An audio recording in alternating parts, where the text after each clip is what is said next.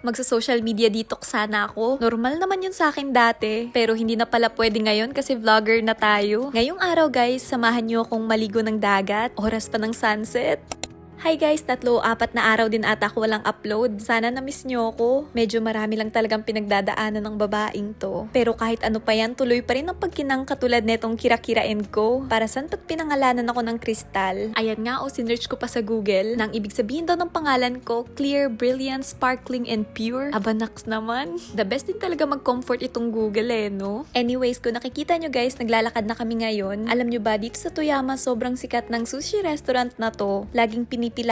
Ang tiyaga rin talaga ng mga Hapon pumila sa mga restaurants na talagang gusto nilang kainan. Galing ng Toyama Station, kailangan namin sumakay ng tram. This time nga guys, papunta kami ng Iwasehama Beach. 240 yan lang yung pamasahe. Galing Toyama Station, makakarating ka na sa dagat. Sobrang mura na nun kasi guys, alam nyo ba sa peso, wala pa yun 100 pesos. Tapos, makakarating ka na ng dagat. Galing train station, maglalakad pa kami ng konti. At pagdating sa pinakadagat, wala na mabibilhan ng kung ano dun. Kaya dumaan na muna kami sa pinakamalapit na convenience store, which is itong Family Mart, para bumili ng mga inumin at mga makakain. Lalo na kapag ka naliligo ng dagat, sobrang nakakagutom. Bumili nga rin ako ng alcohol dyan. Halata tuloy na merong pinagdadaanan. Kasama ko ngayon si Jonathan. Kumuha rin kami ng Fami Chiki buns, pati mga chicheria. Nakatuwa nga, sakto na yung Fami Chiki naka-sale ngayon. Nakatipid pa kahit papano. Alam nyo ba guys, kapag pumunta kayo dito sa may Iwasehama, sobrang ganda ng vibes. Imagine, isang sakay lang to galing ng Toyama Station, kung saan yung pinaka-city ng Toyama. Tapos makarating ka na sa lugar kung saan parang pumasok ka sa Ghibli movie. Lagi ko nga rin nadadaanan itong bahay na ang daming design at mga nakasabit sa labas na figurines, anime, cartoon characters at iba pa. Lagi talaga pumupukaw ng atensyon ko yan tuwing napapadaan ako. Galing ng train station, ilang lakad lang makakarating ka na sa dagat. Sakto marami ding naliligo ngayon. Dito na ako sa may gilid nagpalit ng pang-swimming. Isa ito sa paborito ko sa paninirahan sa Toyama. Kung gusto mo ng dagat, napakalapit. Kung gusto mo ng bundok, meron din. Lately, madalas ko nakakalimutan maglagay ng sunscreen. Buti na lang itong asawa ko. Siya na yung nagre-remind sa akin. Paano kapag ka nagkaka-sunburn ako, siya din nagpapahid ng aloe vera. Kaya siguro poprotektahan niya na lang yung skin ko. Tinanggal ko nga itong mga kira-kira piece ko. Wag na wag niyong kakalimutan yan kapag maliligo ng dagat. Kahit na anong jewelry ang meron kayo. Alam niyo naman, sobrang tapang ng dagat. Alam niyo ba guys, hindi ito planado yung pagpunta namin dito. As in, biglaan ko lang naisip na tara, ligo tayo ng dagat. At syempre, lalayo pa ba naman kami? Isang sakay lang tong Iwasehama Beach. Sobrang lapit at wala pang entrance fee. Medyo hapon ko na nga rin napagdesisyonan at naisip na pumunta nga ng dagat. Kaya kung nakikita nyo, medyo palubog na yung araw. Sakto, ito rin talaga yung gusto kong maabutan, yung sunset.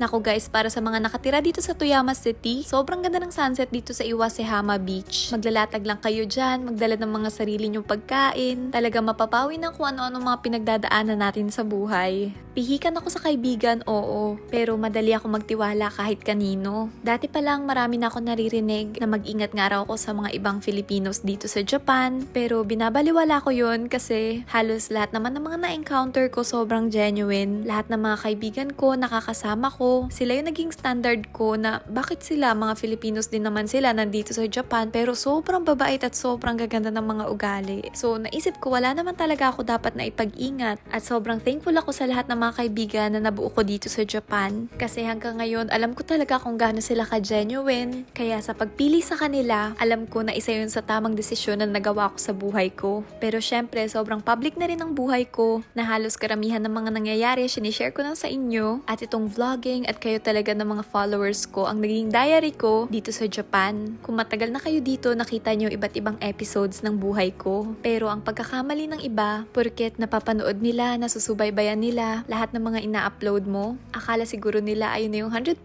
ng buhay mo. Tandaan nyo guys, sa isang araw merong 24 hours at ang summarization lang na naibibigay namin sa inyo, kada isang vlog ay 3 to 5 minutes. Tingin nyo ba enough na yon para talagang masabi mong kilalang kilala mo na yung taong to?